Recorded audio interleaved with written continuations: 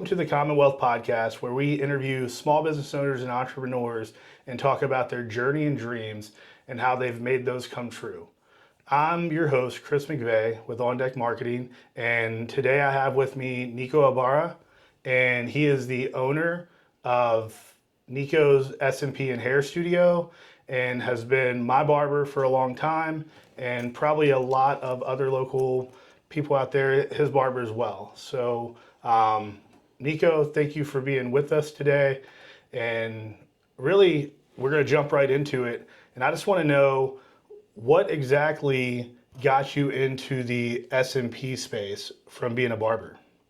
Well, thanks for having me. What got me into S&P? Is that what you're saying? Before being after being a barber? Yeah. I wanted to do some. I felt like I needed to do something more than just make people feel good with a haircut for a week or two. And I was like, what is there? And I started losing hair, and I found scalp micropigmentation, and I learned from it. I got it done, and then it was a wrap. That's what I wanted to do for the rest of my life, and I didn't want to stop cutting hair either because that's what made me. Nice. Nice. Awesome. So you're still cutting hair. How long have you been cutting hair? Man, I've been cutting hair since I was like 14 years old without a license, but I got licensed in 2007. I apprenticed, so everybody labels me as a barber, but I really have a cosmetology license. Okay. So I'm able to do a lot more than just clipper cuts. All right. So did you start out as a barber, or like what made you do cosmetology as the license versus just being a barber? Well, I was cutting hair from, my friend's hair, getting off the school bus and whatnot, and I'd cut my own hair. So then my sister's like, quit being a bum barber in the garage and cutting people's hair in a bathroom and just get licensed. You know what I mean? If you're going to be doing this now, why don't you just do it as a career so you could actually be proud of it? So there was no barber schools in my area. So the next best thing was actually getting my nail license. I couldn't afford to get to go to cosmetology school because they wanted my taxes plus my parents' taxes, and I didn't live with my parents. Okay. Yeah. So it was kind of weird. So I couldn't go that route. So one of my buddies was telling me that his wife just got her nail license, and she went to nail school. He's like, dude, that's a good way to get your foot through the door. I'm like, you know what? Whatever it takes. Yeah. So awesome. I got my nail license and then apprenticed. Yeah. So you started out doing nails. Mm-hmm. And then how long did you do nails before you switched over to being a barber? Probably a year and a half. All right. Yeah. Once I got, right when I graduated, the teacher was mentioning that there was a salon in my town and that they were looking for a nail tech. So all of us that graduated, I was the only one that went there. And she gave me a job. I cut my own hair and told her that I cut my own hair. That's my plans. That's what I want to drive to. I want to see myself in. And she's like, well, if you do good doing nails, we'll apprentice you. Nice. So, yeah. So you went through the apprenticeship process. And how long after you were in that apprenticeship process did you become your own business owner? I apprenticed a little bit longer than normal. I stayed an extra year, and once I left there, I wanted to see what it's like to work in another salon and barbershop, just to get the feel instead of hopping into my own career of creating my own business. I wanted to experience other shops so I could learn and make my mistakes there. So I went to a spot out in Dayton, worked out there it's called the Hair Curl at that time. Yeah. It was like $6 a haircut. Oh, yeah. And then I left there and I went into a little bit higher end salon because I started off at a high end salon where this was 2006, 7 when I was working there as an apprentice. And at that time it was like $40 for a haircut. So that's pretty expensive. Yeah. And then I went to $6 at the Hair Corral, and I just saw the volume of people just coming in waiting. It was no appointment. It was just by It's just by, first call, first Yeah, show. walk-in Yeah, only. walk-ins. Yeah. And then I went to another salon in Harrisonburg, and I started working at a Russian salon.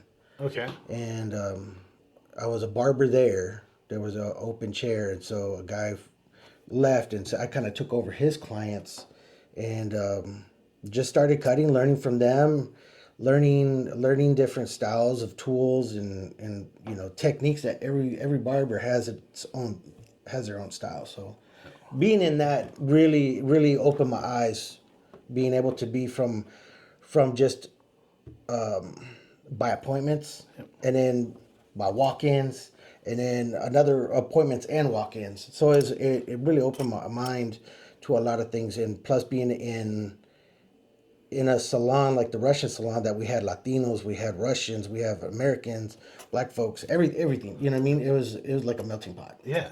So yeah. So what was that aha moment?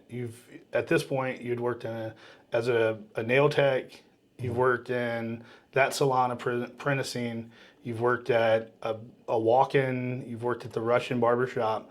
So what was that aha moment or that key thing that happened that inspired you to open your own barbershop? I've always wanted to have my own shop, and my parents come here from Mexico, pretty much barefoot. They don't speak no English, and if they could open up a business, and they opened up 5 restaurants, not at the same time, but within years, they opened up and sold them and trying to make a chain. I knew if my dad can do it, Yeah. there's no reason for me to do it. And he always told me, you were born here, you have all opportunity. There's no excuse for you not to be successful. Yeah.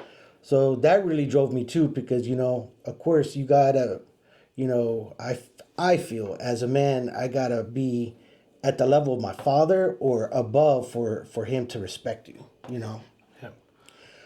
So I wanted to open up my own business. He never wanted me to open up a restaurant. He said you're gonna marry it, and you're not gonna have time. He said find something else. But then he asked me about why am I doing nails? At that time he's a Latino man. Yeah. And he's like, is there something you need to tell me? Thought I was fruity or whatnot.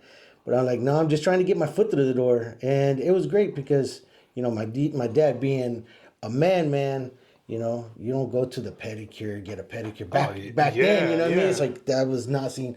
And he let me do his nails, let me do his pedicure, so he supported me in that. So I was really shocked at that. And that's awesome. Like, you tell your dad something like that, and then he goes from being tough, you see that loving side to where he's letting you actually perform services that you've learned on him. Yeah. That, it sounds a lot like my dad, who would have never, let me do a pedicure or, something like that on him, being old school. Yeah, from, exactly. Southern Virginia farm country, tobacco farm country.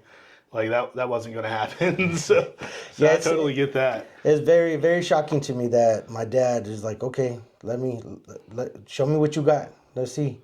And, but there's always those downfalls that, he believed in me, but he didn't want me to do what I was doing. But he still, he didn't think I was going to make any cash. Yeah. No, that's understandable. That he's worried about you. He wants to make sure and you're doing that's the best the typical for you. father, is are you going to succeed or not? But, you don't know unless you try. That's right. Yeah, so the one thing, and like I said, I'm a client of yours as well. And the one thing that I enjoy is when I go and get my hair cut is your unique approach to the environment. So tell me how you went from being someone who's working, the walk-in, basically a big barbershop to how you do things now. Well, this is how I look at things. When I go into where I used to work at, see how they were treated, the clients were treated, how clean it was. There's a lot of dust. People look at that, and I look at that. And working at a high-end salon, when I was their apprentice, I would have to go get their coffee, walk their dogs, take them to use the bathroom while they're getting color and stuff Yeah. put on. I'm like, man, this, this ain't part of being a. But you know what? I'm glad it happened because I actually learned from it how to cater to clients. You know what I mean? That was unique. You know what I mean? For someone to say, hey, you're allowed to bring your poodle in here. They give the dog some treats, and they'll serve them some coffee or water or whatnot, and they're getting. I mean, it was luxurious. You know what I mean? So I see that, I understand that, and that's kind of where it kind of opened my eyes. And then when I went to the hair corral, there was just like it wasn't time to stop and clean. As far as every client. It was, back to back, back to back. Like every 7 minutes, you pump out those haircuts. I mean, yeah. 7 minutes flat, you got a new client. For $6. I'm like, you really had a hustle to make like $100. Yeah. So there was always a lot of hair on the floor and a little bit, so it was a different environment. So me as my own shop, I kind of put that all together. I didn't want to feel rushed. But I wanted my clients to feel welcomed. So what I like to do is I keep a door locked. So when they come, they ring the doorbell. I like to greet them, shake the hand, give them a hug, make them feel comfortable. And that's something that nobody else that I've seen ever done. And so for me to be able to greet them like that and just the first second coming in, they know that they feel safe, they're welcomed, and it's a different environment. Yeah. Yeah. Yeah, that's awesome, man. Like I said, I appreciate it because I'm somebody who, I go to get my hair cut and there's so much going on that it's almost a little bit stressful sometimes, and you end up leaving with a bad haircut, because you're like, you don't want to say anything because everybody's busy. Right. You see the 7 people sitting in the waiting chairs behind you, Right. and you're just like, man, this person, like, it should be a little bit tighter, on the edges or something like that, and it just doesn't get done. Yeah. And then you walk out and it's like, man, I wish I'd had a better haircut. So, so let's fast forward a little bit to today. Okay. How would you describe your business to somebody hearing about you for the first time, and what really sets you apart? What people think about when they hear about my shop, that's I don't know. That's a good question. I know a lot of people will talk to other people about coming to me, but they always tell them, my shop is clean and it's unique as far as we're one on one. So you know how it is. Like you come in, I greet you, shake your hand, talk about what style of haircut you want, and we create it. And I always have you run your fingers through your hair, double check in the mirror, and if there's anything that needs to be fixed, we'll fix it. Because you're paying me as you hired me as your barber to do a job, not whatever I think is satisfying. Yeah. So I think that's another thing where I step out is that I make sure that you're content, and I talk to you and let you know, say, hey, if there's anything that you don't like, talk to me, because that's what I'm here for. That's why you hired me. So I want you to create a good bond with me and me with you. So then if there's something that you didn't like from the last haircut or from the haircut that I just gave you, and you say, hey, I need a little bit more off the sides, or can you just round the back off a little more or whatever. I don't want you to feel discouraged that you can't talk to me. Yeah. Because to me, you're wearing my name on your head. Yeah. You're representing me, and you're paying me to do a job for you. So it goes both ways. I got to appreciate you, and I want you to appreciate me for giving you the service that you wanted. Yeah, and that humility goes a long way because I feel like, cutting hair is an art form. Like, you're an artist, and, some people as artists don't like to be critiqued. Yeah. So, I know that I've sat in your chair and you've shown me stuff and I've been like, no, we need to take it down a little bit more because it's my preference. Like, did it look good? It looked great. But did I feel like it was what fit me? No. I think you do a good job of that, of like, picking up on the style of the person and what they need as far as, if they come in kind of scraggly and it's like, hey, I want a little bit more clean cut, professional look. Right. You help them out. So I want to go back to the beginning a little bit. of when you actually started your business. What you're working at. Did you start after the Russian barbershop? Yeah, I left there and opened my shop immediately after I left. It took me probably about a month to open up. Um, but I pretty much decided, is it my business or is it my house? Yep. So I lived in my barbershop for like 6 months. Wow. I was pretty much homeless because I wanted a future. Yeah. And having my house, yeah, it's great, but it's not a future for me Yeah. because I can't grow off it unless I rent it. Yeah. But living inside my barbershop for about 6 months, man, it was rough, Bologna sandwiches in the back and having only 2-3 haircuts a day, it's hard. You gotta sacrifice to succeed. Yeah. So, what was you made a huge change. Like that's a huge jump to decide that you're gonna basically live in a barbershop for 6 months to make your dreams come true. So, what was that moment that really sparked leaving the barbershop that you were in, where you were getting clients? You had a book of business, to where you were like, I'm gonna go out on my own. I'm gonna do this on my own. I had enough money saved up for a couple months for rent, and I end up hiring a couple other artists. And when it triggered me is when I was working at the Russian salon, and I was like seeing how busy it is, and I'm like, I can do this. I know I can do this. I have all the love, all the drive, and I'm willing to sacrifice. That's the thing. Yeah. I was willing to sacrifice. I was willing to be barefoot. Yeah. To have it. So, what are some of the things that you sacrificed there at the beginning? I mean, you said a roof over your head. Yeah, my house. My house is gone. You know what I mean? I bought my house when I was 23. Yeah. So, for me to accomplish that, and not having it and just renting a spot to do hair out of, that's really like, man, that's a sacrifice. Yeah. Was it worth it? Oh, hell yeah. Yeah. Yeah, absolutely. I'll do it again. Yeah. I'll do it again. Absolutely. Awesome. Yeah. Yeah, that's huge, man. Absolutely. That's huge. So, you get things going. You said that first couple months you had money saved up. Mm-hmm. How quickly did things ramp up? Like, because usually when you're starting a business, things rarely go smooth. Yeah. And you think you've thought of all the questions and answers, or like how it's going to, on paper, things look really good, right? Right, like, right. I can get 10 clients today and I'll have, 10 more that are coming back, and then I can get 10 more clients in a week, and we're going to be making bukus of money in 3 months. But, tell me about what that first, 6 months to a year looked like for you, and what made you keep going. Well, before I opened up that one spot, my first shop, there was a Latin store right next door. And my mom would go buy groceries from the Latin store, and she introduced me to a gentleman there. And we became friends, and he knew I cut hair. And I was like, hey, bro, could you let me work on Sundays in the bathroom? He was doing what in the bathroom? Cut hair. I'll give you a haircut before you open the doors.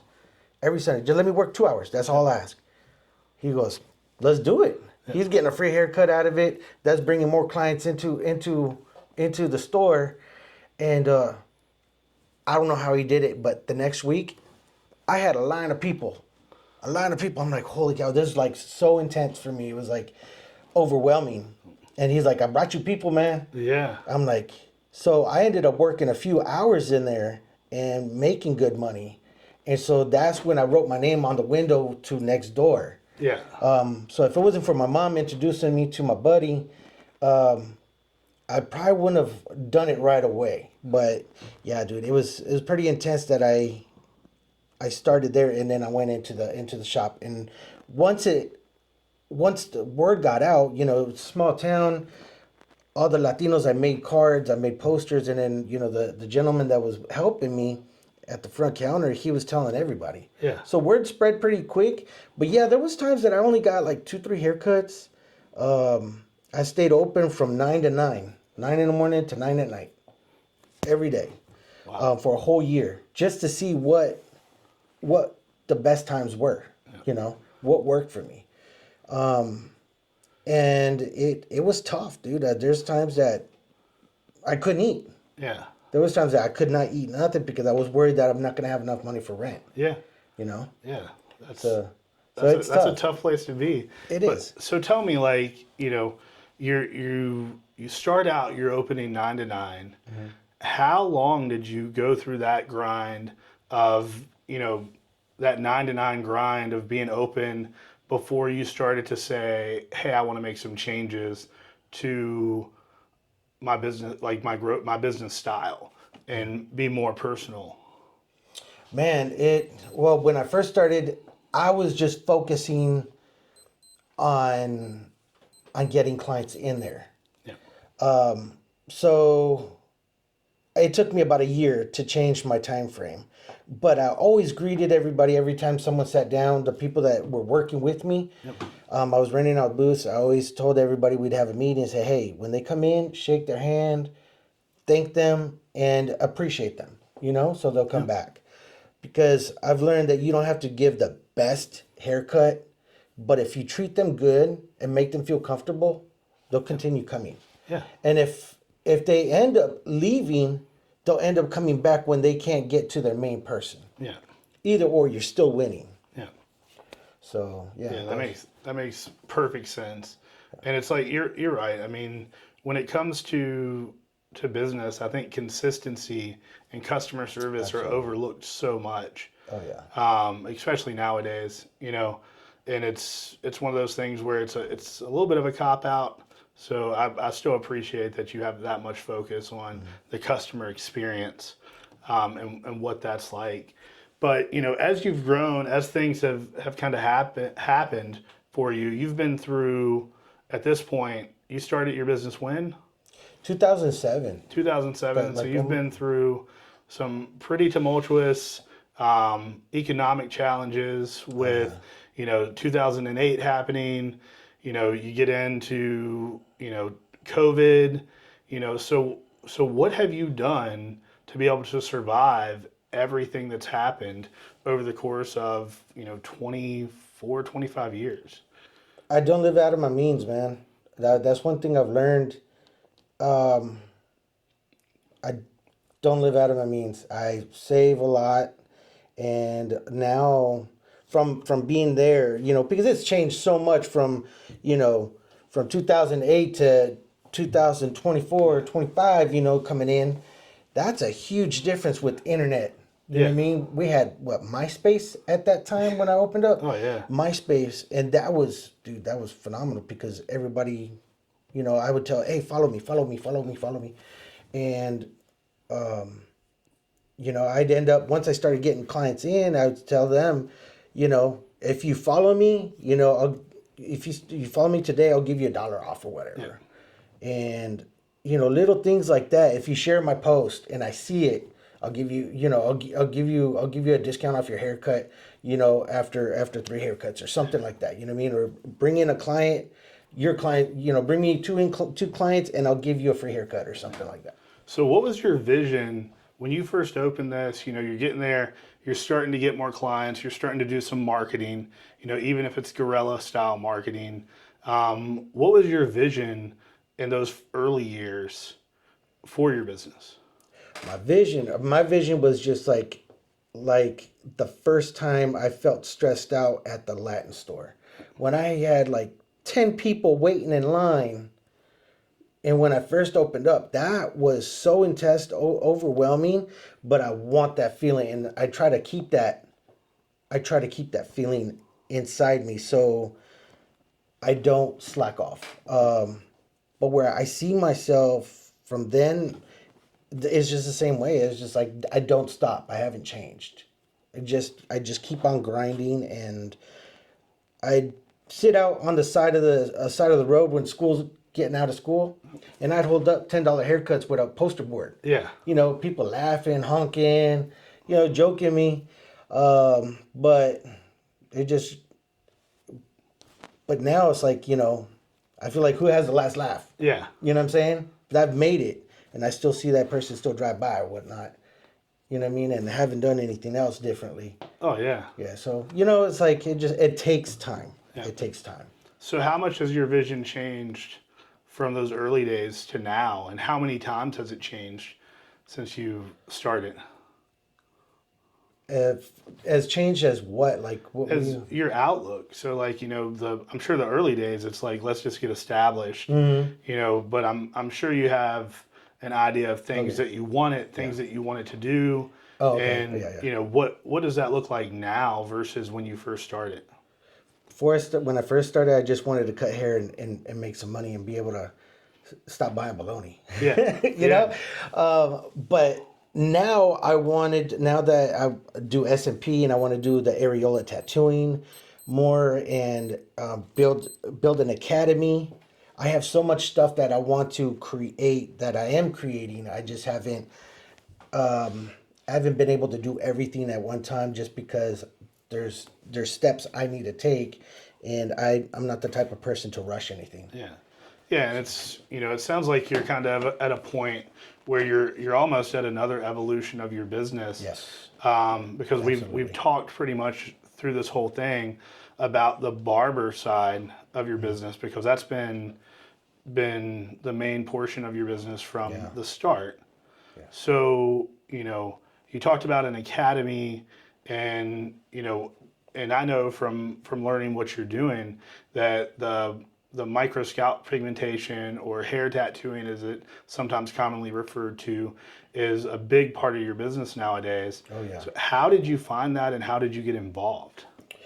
Well, I was losing one spot right here, just a little spot, and I'd fly out to LA to go get all my tattoos, and I just asked my tattoo artist, I'm like, hey, bro, can you put like a couple little dots right here just to make it look like I have hair follicle? He started laughing. He was like, no, I can't do that. It won't even match your, it's not going to look right. I'm like, man, I was like, there has to be a way. There has to be a way. Man, I've searched 2, 3 years. And then finally I found a solution, but then I got it done and I went to school for it. But then once I learned it, I learned it, but then in my state, Virginia, they didn't have a license for it. It wasn't recognized. Okay. So I pretty much was one of the originals here in Virginia that brought Oh, out wow. scalp Yeah. micropigmentation. I'm the only one in the Shenandoah Valley. Yeah. And so I called them. I'm like, do I need a tattoo license or cosmetic tattoo license or for PMU, permanent makeup? They're like, well, one would tell me I needed a tattoo license. Then the other one I'd call back and find out. Then they tell me this, that I need a PMU. So I just went ahead and got my PMU license because I wanted to do, more of the paramedical style. Yep. So then I went on that and I rolled the dice and I ended up getting it. And sure enough, that's the type of license I needed. Nice. So I finally got the opportunity to get it done, learn, and I've learned from about a little bit more than 10 world-renowned artists Wow. that's traveled to the United States, and I'd go see them from Thailand, England, Russia, a bunch of different places. So I've had the opportunity to learn how everybody else does S&P because it's an art form. Yeah.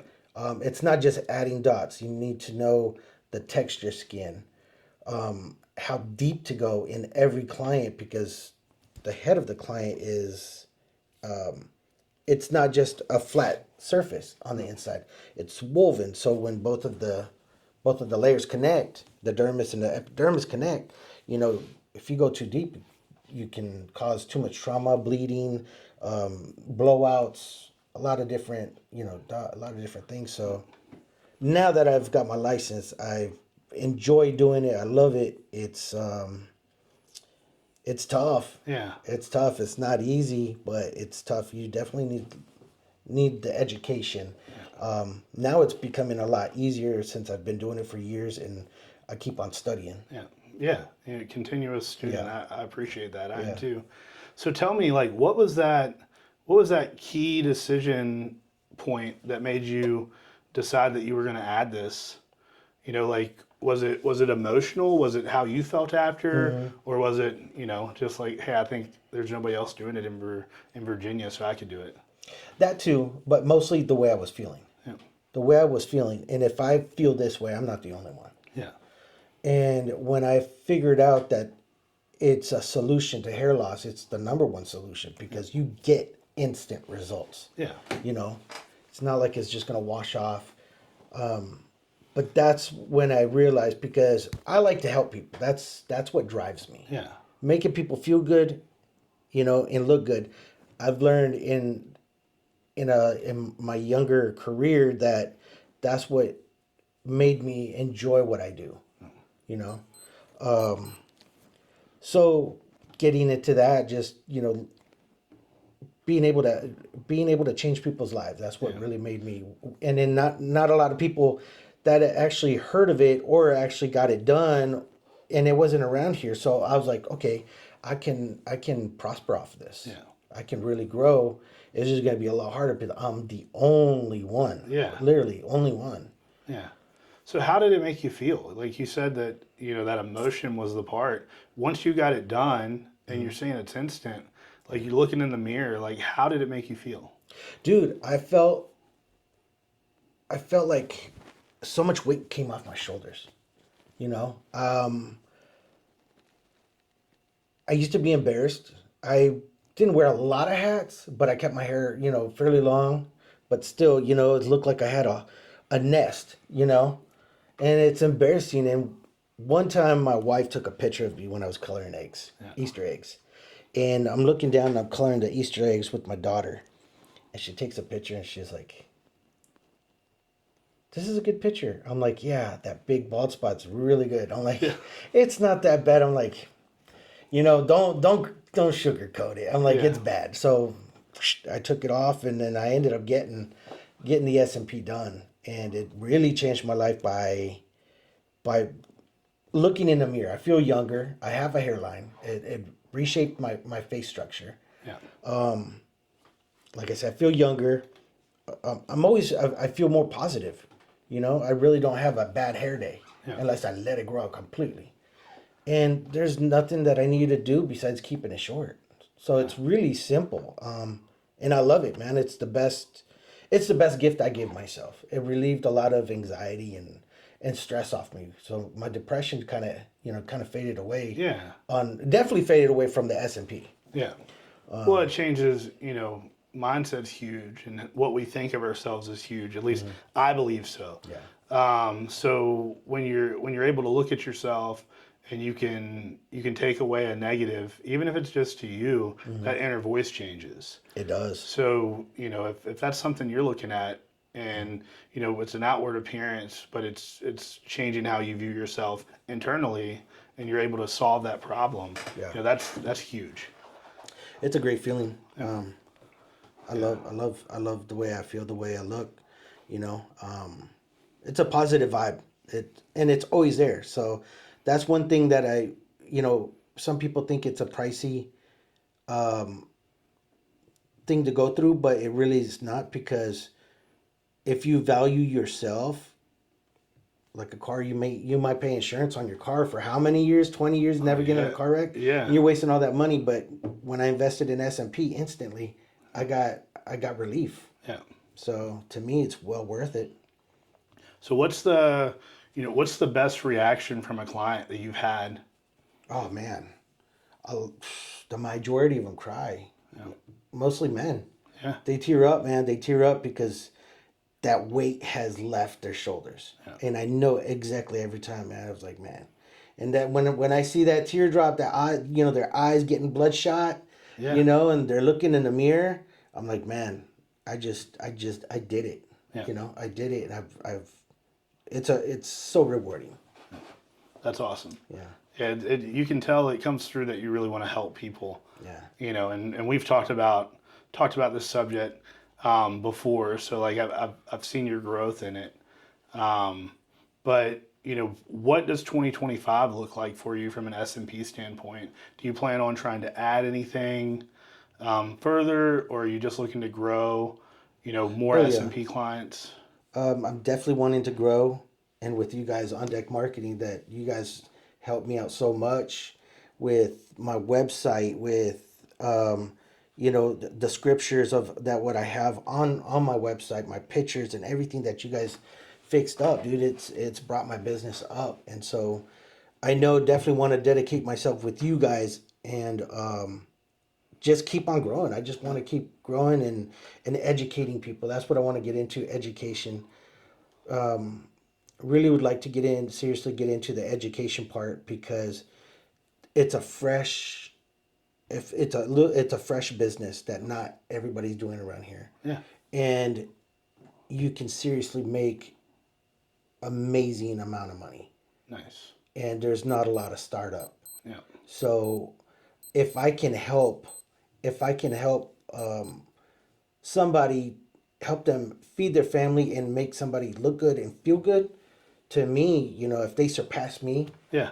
that's great, because they learned from me. Yeah. I was a part of that. So yeah, I want to really get into education. That's the next step for me. That's awesome. And that's a good segue here, because the next thing we're going to talk about is, the lessons and advice from you, someone who's been in business for themselves for a long time, who's seen a lot of things over the years, and really just kind of, we'll ask some questions here that if somebody was in your shoes and they were going to start a business up today, what are some of the advice that you'd give them?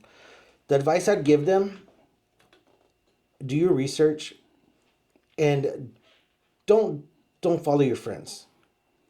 If just because Johnny's doing it doesn't mean you got to do it. If there's something that you want to do and you feel in your heart, it's like, man, I love this. I just wake up thinking about it all the time. I'm picturing it all the time. I just can't stop thinking about it. Then do it. Because the reason I say this is that when times get hard, and it's going to get hard. Yeah. It's going to go up and down, up and down, up and down, But when it gets hard for the starting, and you don't have your heart and soul, you're going to ditch it and go for the next big thing, because when I used to sell contacts and t-shirts and stuff, I was a quick hustling, money making thing. I'd buy a bunch of t-shirts that had Tommy Polo or whatever on it, and I sold them 3 for $10 at that time. And then that was quick money, selling them out of the trunk of my car. Yeah. But it wasn't something that I loved. It's just, and when people stopped buying, I stopped doing it. Yeah. Really quick. Instead of me saying, hey, I believe in this, I'm going to push and come out with my own brand. Yeah. And with being a business, if you want to create a business, do something that you really enjoy to do. Yeah. Even if it's like, say, basketball, but you can't be an NBA player, but find something you can create with a basketball, or a new backboard or something. Yeah. That's going to keep your interest in that line of work. Oh yeah, that makes perfect sense. I'm right there with you. So. Yeah. As you've done this, I'm sure there's been times where you've had a lot of self-doubt, or at least some self-doubt, or like that imposter syndrome where, am I really a business owner? Like, am I really the one doing this? Yeah. So, what do you do when that happens? Man, that's a great question. It's tough, because like for me, I can't read, I can't spell. I got to take a picture, highlight it, and then hit speak. Yeah. For it to read it to me, because I read so slow and I get frustrated. For me to stay focused, I just tell myself, it can't rain all the time. Yeah. It can't rain all the time. It won't rain all the time. And sometimes, it does flood. But you know what? Everybody else survived. Yeah. And if you keep pushing, man, you just keep pushing. And that's why I say you got to find something that you really, really enjoy and put your heart in. Because when it does flood, you're not going to let go. You're going to ride that raft through, you're going to ride that water till you hit land, and you'll just be able to rebuild.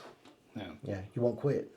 Yeah. So, you're talking about floods, and you're talking about, kind of those tough times. Mm. So what is one of those tough times that you thought, like, this is it, but, you're glad you lived through it and you're on the other side? COVID, man. Yeah. COVID was the last, I thought I was getting sunk all the way down to the bottom. I couldn't ride the wave, man. Yeah. I was getting in the undertows, and Good thing I had a little bit of money saved, and that's why, now I definitely don't live over my means. I always tell myself, hey, I got money. I got a couple thousand in the bank, and it's just been sitting there. But I was like, hey, never know what's gonna happen. I break a leg, whatever. COVID comes back around. At least I got money for my bills. So now what I do is just I pay my bills ahead of time, like 6 months ahead of time. Yeah. So if it does, and I still have a little bit of a nest, and that nest I kind of invest in. Yeah. A little bit of a runway there. Yeah. Yeah, that makes perfect sense. You look back over the course of everything, what's a mistake that you've made that wasn't, it's your fault, like you're owning up to it, but it actually turned out to be something that was a valuable experience that's helped you? Valuable experience but something that hurt me that I made a mistake in. Yeah, what was Trusting in someone that was a part of my life, of giving 100% trust without reading what I'm signing and not overlooking my business. Yeah. Always, it doesn't matter if you're married, if you have a boyfriend, girlfriend, someone you hired, you still got to, just because they're doing it for you doesn't mean they're going to be doing it right. Yeah. Or if they went through hard times and they needed a few dollars, and they can move it to the side for themselves. Mm. So I went through a hard time like that, and it was my fault. Yeah. I got too comfortable. Yeah. So now I tell myself, I need to figure it out. I need to learn how to do it. So if that person moves, dies, decides not to be a part of my life or whatever, I know how to handle it. I don't freak out. Yep. It's hard running a business, but if you like to hustle and you got to learn to be uncomfortable to become comfortable. Yeah. So if you're willing to ride a roller coaster, it's rewarding. It's rewarding and it's fun.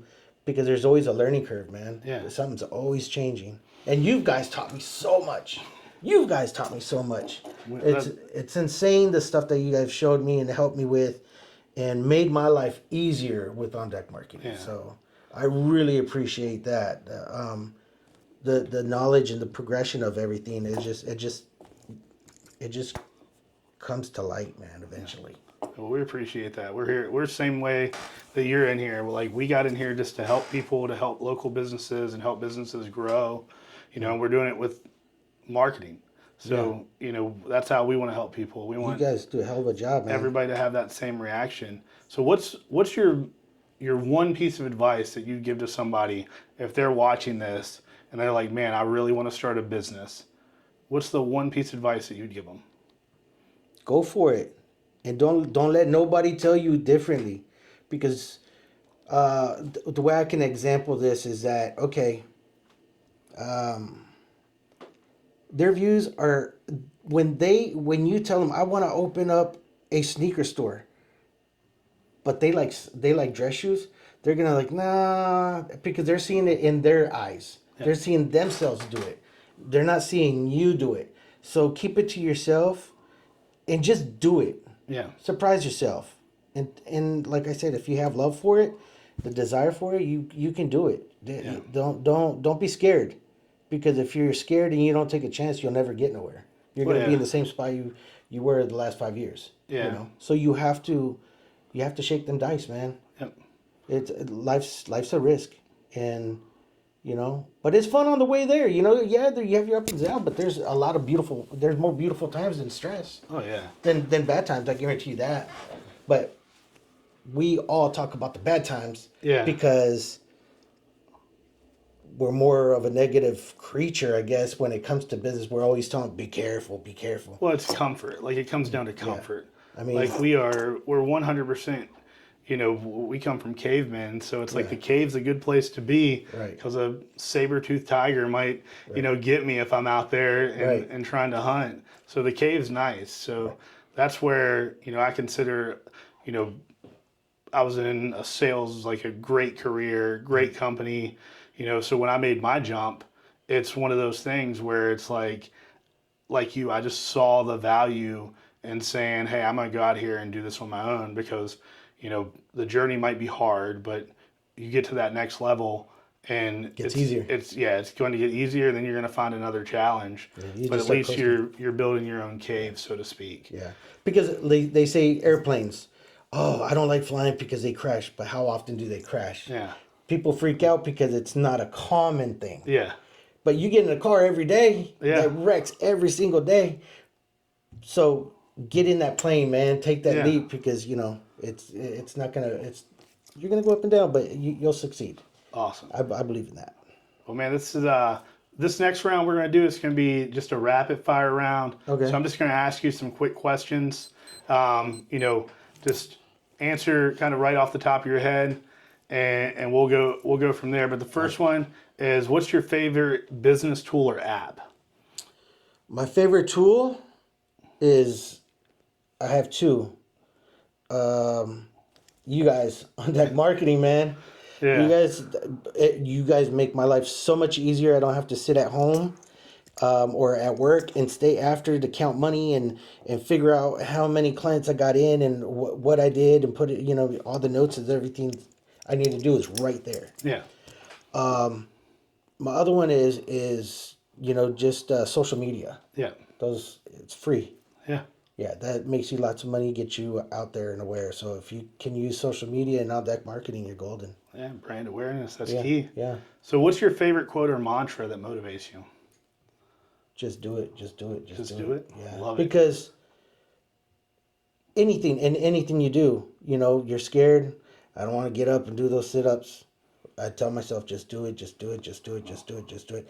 And eventually I just do it. You know what I mean? And if you tell yourself, you don't think about it, you just tell yourself, just do it, just do it, just do it. That's my word that I tell myself almost every day. Nice. Love it. Yeah. That's a good mindset right there. Yeah. So what's your go-to? You have a long day, you have a rough day. What's your go-to food that's going to give you a little bit of comfort?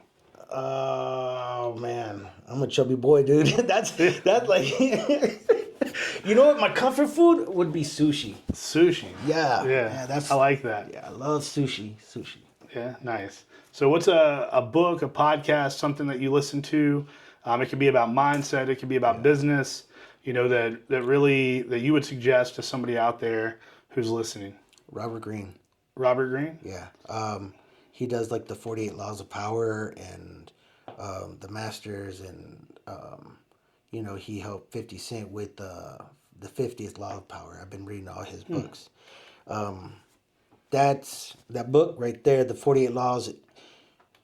It's a great book because you get to understand people when you're doing business. You can see if they're trying to manipulate you, and if you're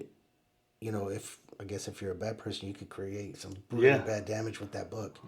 But it's a very powerful book. I recommend it. I've read it twice, and I really enjoyed them.